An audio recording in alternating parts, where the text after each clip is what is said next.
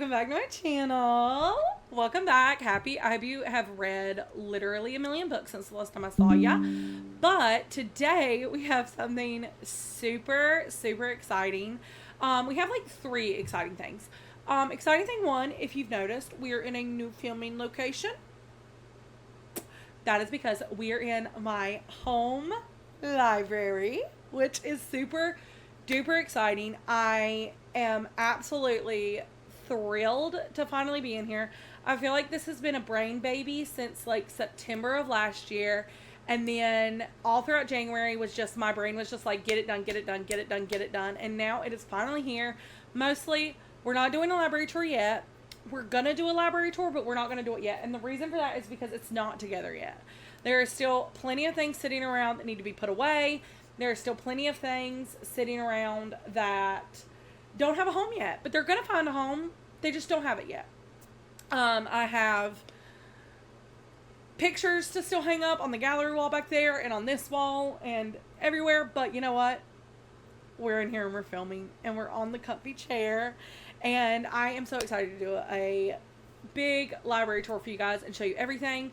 And as soon as everything is together, we're going to do that. But for now, we get our filming location finally finished and together. And I just have to say, it's exactly what I pictured in my mind. It's exactly the dream that I had for it. So I am just absolutely thrilled to be in here. The second fun announcement that we have is that a lot of things are getting upgraded on this channel. One, I finally have I'm going to hold it away from me so I don't blow your ears out. We have a new microphone. She's the Blue Yeti. All the ASMR artists use it. So if I start doing ASMR on this channel, keep your mouth shut. I'm just kidding.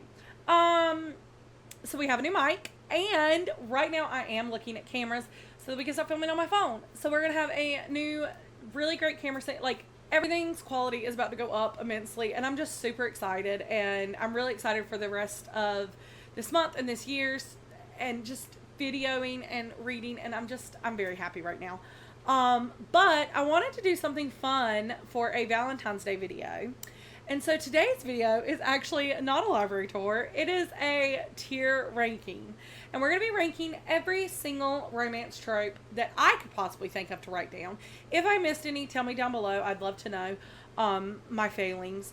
But I am super excited to say that we have a ton of tropes to list out. I did source out. I sent it to friends and I said, hey, am I missing any? And they all seem to think not. So I think I've got a pretty good basis down here. What I'm going to say before we even get started, before I show you the tropes I've written down, before I show you the tier list and all the categories, I want to say one thing. I am not yucking anyone's yum. If I rank a trope at the very bottom of my trope list and you would put it at the very top of your tier list, that's okay. It's perfectly fine. Every single trope is not for every single person. This is not me saying that, like, you can't read these tropes. This is not me anything like that. This is just me saying that these tropes are where I rank them. And that's okay. You read what you want to read. I'll read what I want to read. It'll all be good. Right? Okay. So, without further ado, also my laptop is down here. If you see me looking down at it, I'm looking at the tier list as I'm ranking. I promise I am with you. Me and you were together, but I do have to look at my computer for this, unfortunately. You know I have trouble making eye contact anyway. Anyways, so without further ado, Little Miss Content Creation is about to do something really cool. We're going scene 2. Hopeful, yes I am hopeful for today. Take this view.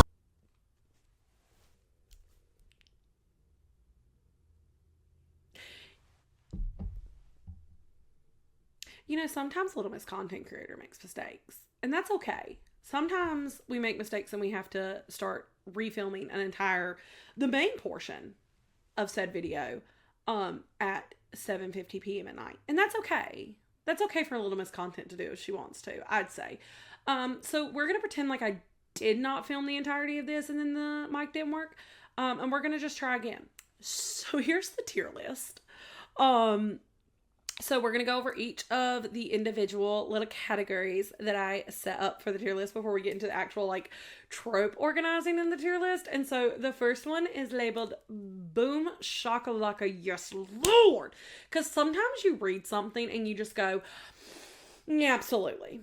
Yes, that is exactly right. You know, and some tropes just fall into that category every single time. Like, this is the category for if I see a book, like if I see a little book on Instagram and I take a screenshot, or TikTok and I take a screenshot, like, these are the tropes that I see and I immediately, like, either stop what I'm reading right then or I start reading that book because I wasn't reading anything. Like, those are the books where, like, I'm immediately down to read right then because whatever trope is in it is one of my favorites. Like, I know it's going to be good. And the next one is, that's good. Because sometimes it's not, like, mind-blowing, but it's a trope that makes you just go, that's a good one. I like that. I like when that happens.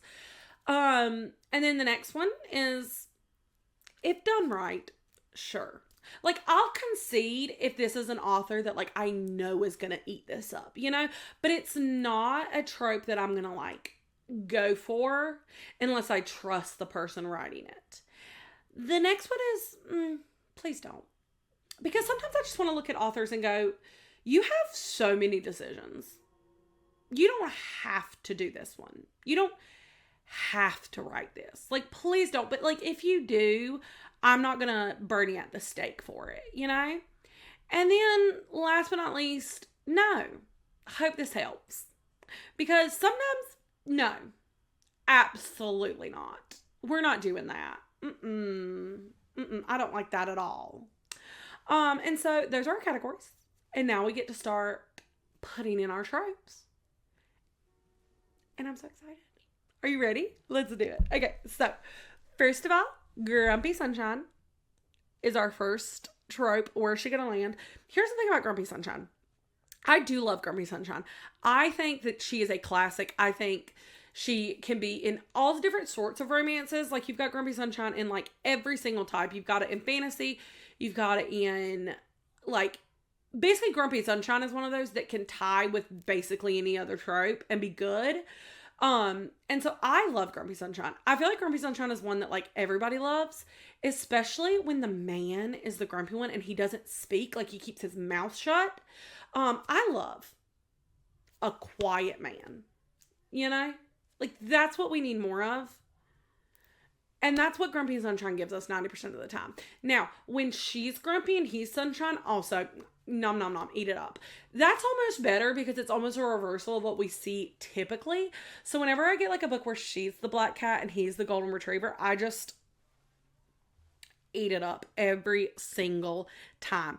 It's gonna go in, that's good. Because in my opinion, like, Grumpy Sunshine just doesn't, it's not a boom shakalaka. You know what I'm saying? Like, they're a dime a dozen. They could be bad, they could be good, they could be a million things. So I feel like, that's good, but it's not, like, blowing my mind, you know? The next one we have is a classic that I feel like personally fanfiction, like, really gave its name to, or gave it its name, because Only One Bed is, like, a classic fanfiction trope. Like, you know what I'm saying? I wonder if, like, all of these came from fanfiction eventually, but I feel like they didn't. But, like, I feel like Only One Bed is, like, a true, like, the girlies on fanfic.net reading the lemons and the limes, like, they know. Okay? They know what I'm talking about. Like, Only One Bed, that's a classic girly. She's, like, the older sister to all of these other tropes, okay? And it's gonna go in, that's good also, because honestly, it's always done right, in my opinion, other than when they do the whole thing where there's only one bed and one of them actually sleeps on the floor. Like, I also think Only One Bed is fun because it is the most unrealistic thing in the entire world. Like, I don't know if you guys have ever, like, I feel like everyone has slept in the bed with another person at some point, whether it be romantic or platonic for whatever reason. You've slept next to someone. Now, tell me, have you ever woken up wrapped up in that person? Probably not. Unless it's it's already, like, pre-established that there will be cuddling. Like, I have slept in the bed with my friends at a mini sleepover, and you know what? We don't wake up on top of each other. But yet, when I see it in a book, I eat it up every single time. Explain that to me. I don't know. That's good. Next, we have a fun one because it's soccer romance, and I know what you're thinking. Sarah, did you separate every single different sport romance on this tier list ranking? Yeah, I did. Because they're different. Like, I feel like they're different. Like, soccer romance just doesn't do it for me. Like, it's not something I'm, like, upset about when people do it, but, like, I'll put it in if done right, sure. Because here's the thing.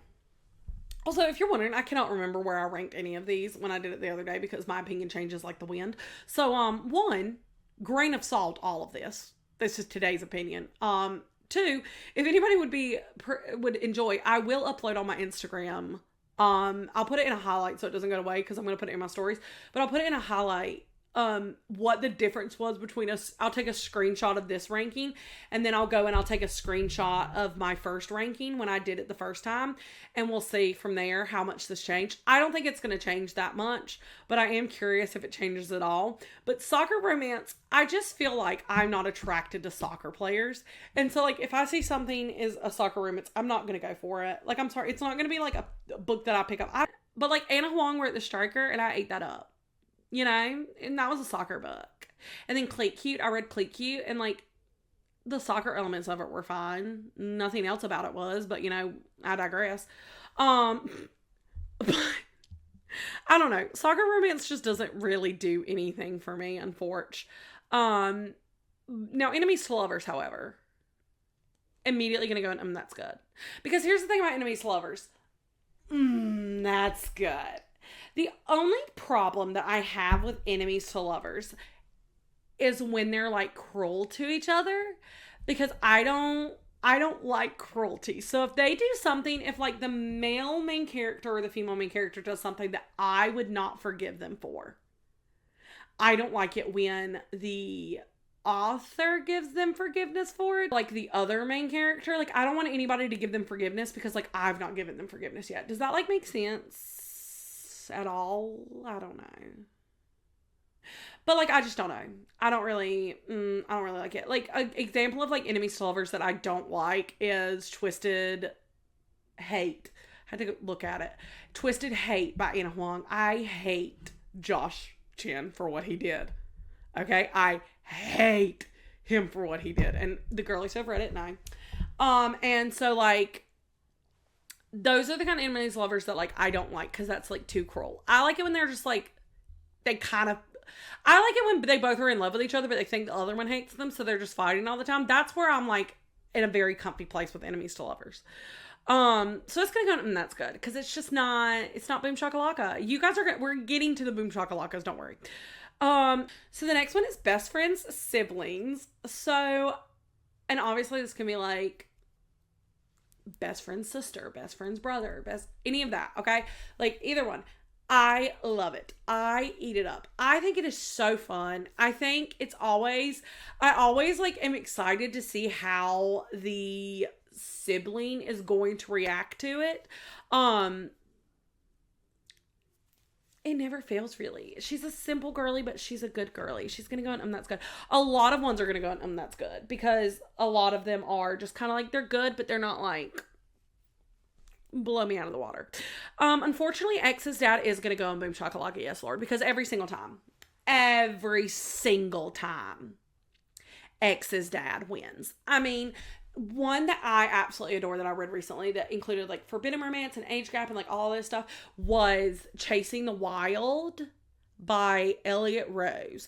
That one was chef's kiss of X's dad romances. If you guys have any more X's dad romances, like leave them in the comments below, please. I would love to read more of these because I've only read a few and like literally it's already in Boom Shakalaka Yes Lord. I love it every single time. It never fails. Unfortunately, we're gonna do this, okay? Surprise pregnancy. Get it out of my books. Get it out of my books, okay? I don't want it. I don't want it. The only person in this world who gets a pass for surprise pregnancy for me is Elsie Silver. And that's only because she does it so well. And she does everything so well that like I can't ignore that I don't like the fact that that surprise pregnancy is a thing in there. Here's one thing. I especially don't like it when it's at the beginning of the book because then I feel like their whole relationship is revolving around the fact that that like she's pregnant and like they're not actually connecting in any way. They're just connecting over the fact that they're going to have this baby together. And it's just frustrating. It's just not something I want to read. It's not something fun for me to read. It's not lighthearted. I don't enjoy it. And I'm not saying every single book that you read has to be lighthearted, but like there's a certain extent that I don't care. I don't want to read it. It just doesn't thrill me. It's not my favorite. Okay. It's okay if you like it. I'm glad that there are people out there writing it, but it's not for me. And here's the problem. I accidentally read these a lot to the point that I've gotten to where I figured out what I'm okay with and what I'm not. And here's the thing, like a Coach Sully, I hate it. Okay. I DNF'd that book last year. However, if it happens in the last 2 chapters, the last chapter, the epilogue, anything like that, I'm okay with it, because then I don't have to deal with the pregnancy of it all. I can just, okay, well, they're having a baby. That's fine. It's just as much as like if they got engaged at the end of the book, but for the most part, no, hope this helps. So next we have my favorite of the sports romances, and that is hockey romance. This is probably like the only sports romance that I genuinely reach for. If I'm gonna reach for sports romance, I love hockey romance. I like hockey. That probably also plays into it, is the fact that I like hockey. The Wrong Pucking Guy series, like whatever that whole series is called, the Jacksonville Race series, the Icebreaker series.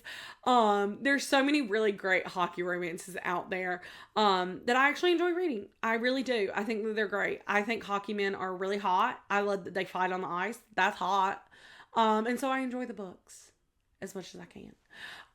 And so, yeah, hockey romance is going to go, that's good.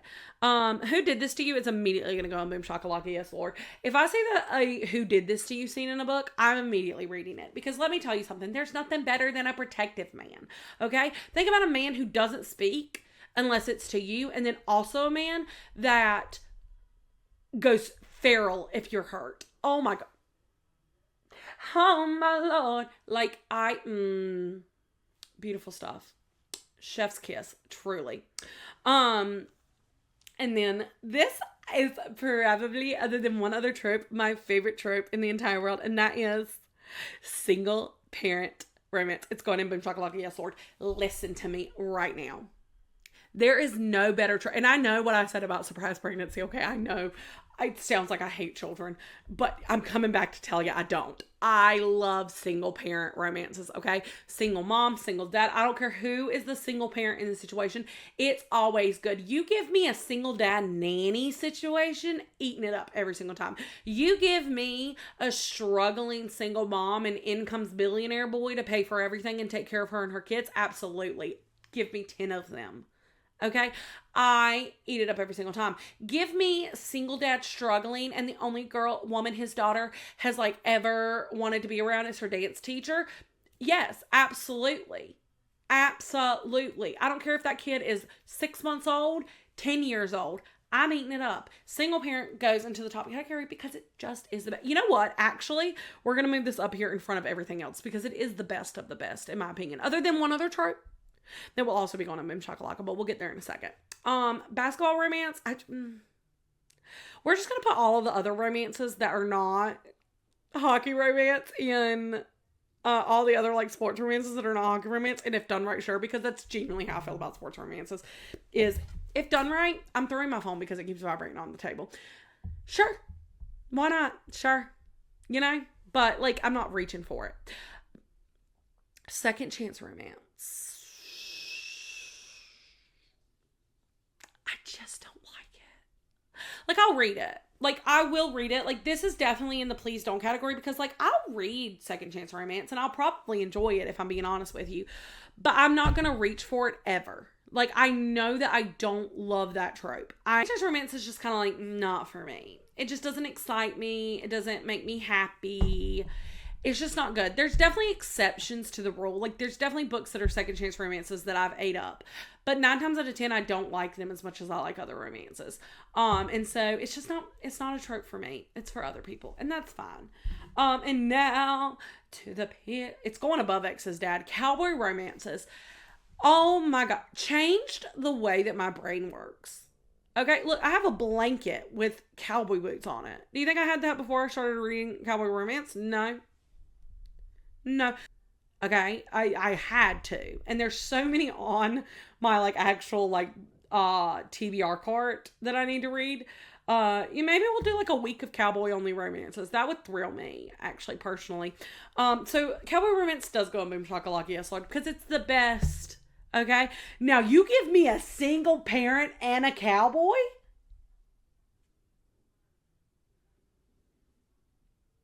Beautiful, magnificent art. Fake relationship. Now, a fake relationship is also going to go up into that's good because let me tell you something. I have a favorite microtrope. It's not even on this list, but it's one of my favorite microtropes, and it's only really in fake relationship or like marriage of convenience or something like that, like situation here, and that is when they practice. And I know you know what I'm talking about. When there's some reason, either the male or the female thinks they're going to have to kiss in front of people or have any kind of physical intimacy. And they say, hey, let's, do this now so that, later on we won't look awkward because we'll have been doing this. When I tell y'all that kiss is never practice. It's not. And every single time they get me with that. They do. I go, ooh, I'm excited when I know exactly what's going to happen. They're going to kiss and they're going to say, oh, that was a mistake. We can never do that again. And then, they do it again. I love fake relationships. I really do. I think they're fun. Now, stalker romance. I fear it's going to Boom Shakalaka Yes Lord. I love a stalker romance. You know what I love? I love a lights out stalker romance. I'm trying to think of like other books. I love a Haunting Adeline stalker romance. I love a Haunting Adeline stalker romance. I love the ones that like, he's kind of hot though,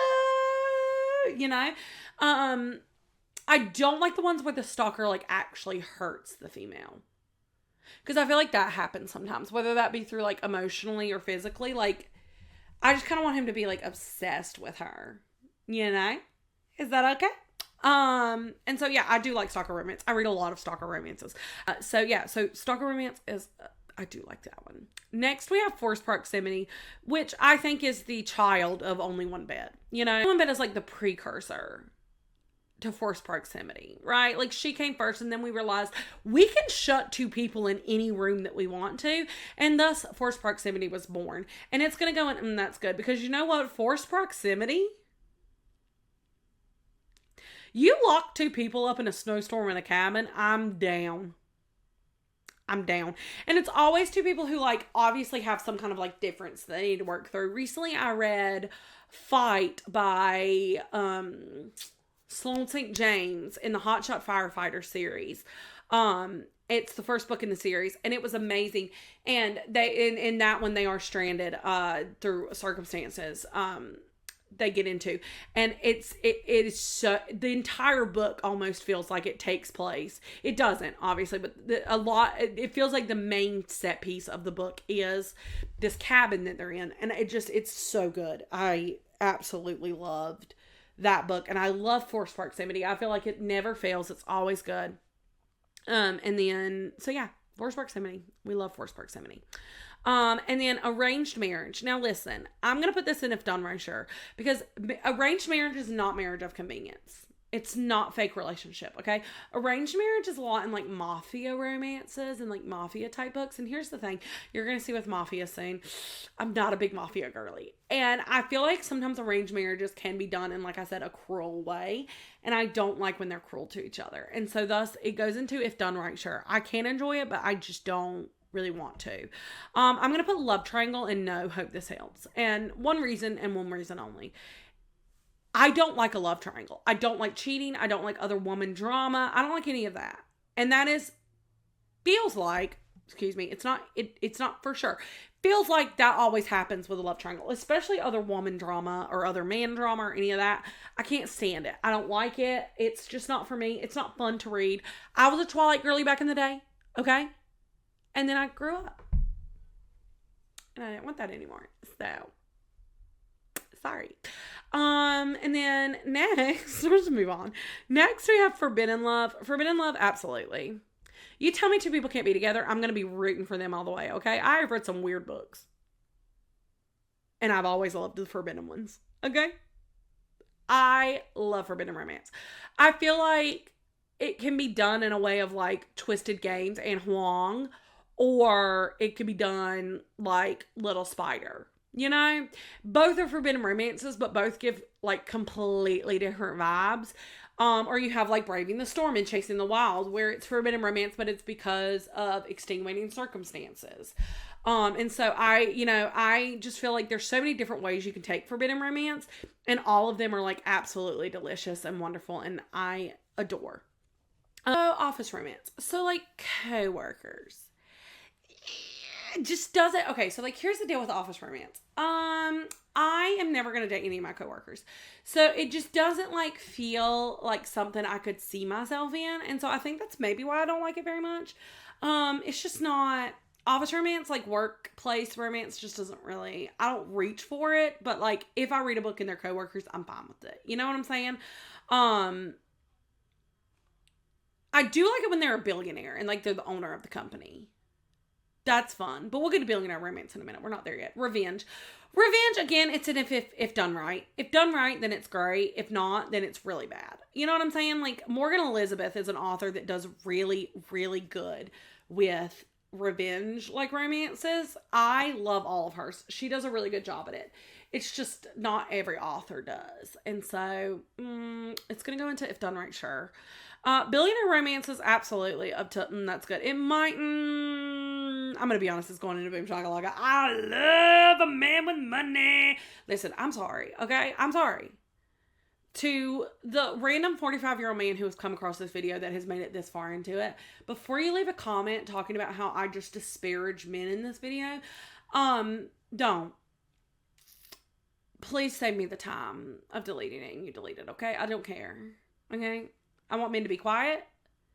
Only talk to me. And have a lot of money. Why is that so much to ask for?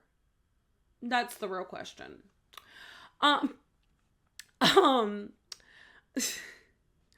Next we have small town romance, which I love. If you can do a small town romance well, boom shakalaka, yes Lord. Okay, I love when the town is a character in and of itself in the book. So like when you have towns like the town in the Lucky Blue Ranch series, like Done and Dusted, and those books, or the town in I'm trying to like look at my, or like the town in Knockemout, Virginia, and the Things I Never Got Over series by Lucy Score. Like, there's so many series that have these. Stephanie Archer is really good with the little towns and stuff. Sarah Adams is really great with the small town romances. She has her Rome, Kentucky series, When in Rome, Practice Makes Perfect, and now Beg Barton's still in the 4th book, is yet to be announced, but it's coming. Small town romances are so much fun. I love the little characters in the town and everybody you meet, and like you fall in love with them by the end of it. You know what I'm saying? And so I love a small town romance. If you tell me that you've got a 5-book series for me that's set in a small town and it's like a band of siblings finding their romances, absolutely. I'm eating it up every single time. I'm reading it right then and there. Okay. Mafia romance, please don't. Like, I don't. It's not for me. You know, it's not for me. It's for someone else. Surely not for me. I don't like the Mafia, unfortunately. Mafia don't come after me for that, but I don't like you very much. Age gap is going to go immediately into Boom Shakalaka, yes Lord. Give me a big old age gap. Give me that older man. Now, I don't like it as much when it's an older woman. Possibly because I don't want to date a younger man, but I do want to date an older man. Like, you know what I'm saying? Like, I would date an older man before I would date a younger man. So I just feel like I gravitate more towards those books where my headphone came out, where the guy is like older and like, you know. So yeah, didn't see any of there. And then we have my favorite micro trope ever. I don't think anybody else calls it this because I think me and my friend Cindy came up with this by ourselves. But in Terms and Conditions by Lauren Asher, our male main character Declan is thinking about Iris and he is like already in love with her, but he doesn't know it. And he gets like a flutter in his chest or something, and he goes, "Oh, heartburn. Investigate later." And it is the funniest thing in the world to me. And now it has become this whole thing for us that we will text each other passages of books and be like, "Oh, this is a heartburn, investigate later" moment. Because there's not always, but there's in a lot of books, there's this moment where like his heart will skip a beat, or he'll get like giddy when he sees her, or he'll miss her or something. And he always blames it on some obscure medical thing. He'll be like, "Oh, indigestion. Oh, heartburn. Oh, I must be coming down with the flu. I'll investigate later." You know what I'm saying? Like, you guys know you've read things like that. Something is coming to your mind right now that you've read like that. Heartburn, investigate later is going to go into, that's good. Because it is good, but it's just not in every single book, unfortunately. And it's also not Boom Shakalaka because, like, nobody ever talks about this because it's made by us. So I feel like I just have to put it there because, you know, Boom Shakalaka, the reason that was reserved for, if I see this trope, I'm gonna read it immediately. And unfortunately, that I just don't see that trope very often. It's a little bit more rare. Doctor and Patient, I've read a couple of books like this. It's really an if done right, sure kind of thing, though, because it's just, it can be bad really quick. So it's going to go there. Now, Next Door Neighbor, that's good. Let me explain. So I love when two people are next door neighbors. A couple of books I've read recently like that is Beg, Bar, and Steal by Sarah Adams. And then the third book in that Hotshot Firefighter series called Honor. That one also was like a neighbor's romance. I love it when they're next door neighbors to each other because I feel like you have so many more opportunities to like catch them up in things.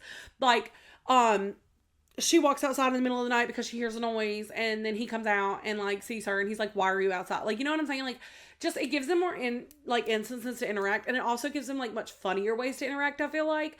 And so I love it for that purpose. I think it's so much fun.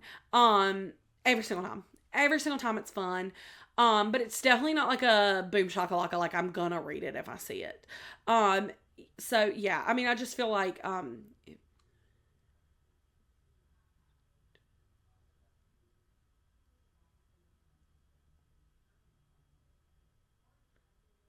so Lawyer Prisoner. Now, I've only read one book that I think falls close to this category. I didn't come up with this. This trope was given to me by someone else. I don't want to ever read it again. And I didn't even like read it. I just read something close to it. It's just not good for me. It's not something that I really love. Just no. I hope this helps. Insta love, if done right, sure. It can get annoying really fast if it's not done right. So unfortunately, if done right, sure. But like, probably not. You know, probably not. Time travel, unless it's a he falls. I do have he falls first down here, but that's different to me because, like, you guys know what I'm talking about. I really don't have to explain this. These are two different tropes, and you know exactly what I'm talking about when I say that insta love can be really annoying really quickly. Time travel, no, hope this helps. I can't stand a time travel book. I cannot stand it. I don't ever feel like the happy ending is like actually happy. Like, a lot of the time it's that they like freaking can't be together because time is separating them, or one of them has to leave their time and go to the other, or one of them is like a ghost or something. It's so weird to me. I don't like it. I've never really liked it. I don't even like books that take place in two different timelines that much, if I'm being honest with you. So yeah, it's just not for me. But if it's for you, that's fine. You can read your time travel romance. Someone's got to read them, right? Someone's got to read them. It's just not going to be me. Unrequited love just makes me sad. Please don't. I like happy endings. I like when everybody loves each other. I don't want to read 7 chapters of this girl pining after him, thinking he hates her. And she's in love with him and he knows it and he won't be nice to her and just let her out of her misery in one way or the other. I don't like it. Reminds me too much of high school. Bye. Ghost romance, it's going to go right there with time travel. No. It's for the same reasons too. I don't like it. It's not fun for me. I don't like trying to solve how they're going to actually be together because one of them is literally dead, you know? And so it's not for me. Siblings rival. Now that's fun. That's fun. That's always good because it always ends up being like really funny when the sibling finds out that the other sibling is dating their arch nemesis. Because first of all, why do you have an arch nemesis, and where do I get one? I have no arch nemesis, which should be a good thing. But like, what if I want one? What if I have a purpose for one? You know, nobody asks the real questions anymore. And then we'll just move on. So next we have friends to lovers. Friends to lovers is that's good. Like, I'm sorry. Friends to lovers is always good though. Like, everyone loves friends to lovers. Like, it's just, it always feels so cozy. Like, friends to lovers books are cozy, comfy books. And I love that. I really do. I always have a good time with them. And next we have He Falls First. It's going in Boom Shakalaka. It's good. Like, I'm sorry. It's always good when we get a man obsessed. Okay? A man obsessed is a man blessed, in my opinion. I love a good He Falls First moment in a book. It kind of falls in line with the golden retriever black cat energy. That we see a lot in like Grumpy Sunshine books, when she's the grumpy one and he's the golden retriever type or whatever, and like he's in love with her, but she's like, I wish he would just like leave me be, you know, just leave me alone. I love it. It's so good. It's so good. Next.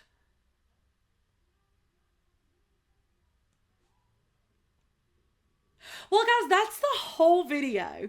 I hope you enjoyed my tier list making. I hope you agreed with at least some of these. If you didn't agree with any of them, you can sound off. We can have a discussion. You just let me know when you want to have the discussion down there, okay? We will have it. We will talk about it. Maybe you can convince me to read one of these No This Helps tropes, and it can make me like this trope. If you can, please leave your suggestions down below. Head over to my Instagram for 2 reasons. 1, to see how my ranking changed from when I had to film it the first time to the second time.